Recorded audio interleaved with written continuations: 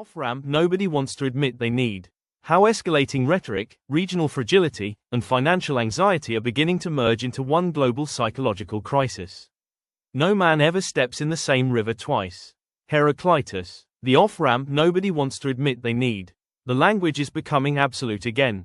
Civilizations threatened. Red lines drawn publicly. Warnings of annihilation delivered through microphones, television cameras, and social media feeds designed not for diplomacy, but for emotional impact.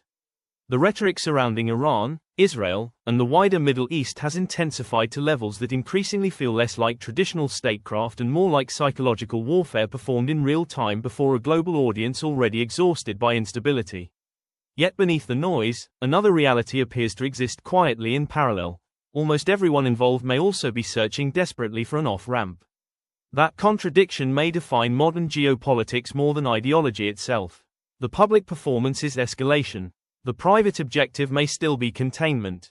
Because behind every speech, threat, and military posture lies a far more dangerous question: what happens if nobody manages to slow the momentum? For years, the modern global economy operated on an assumption that conflict could remain compartmentalized.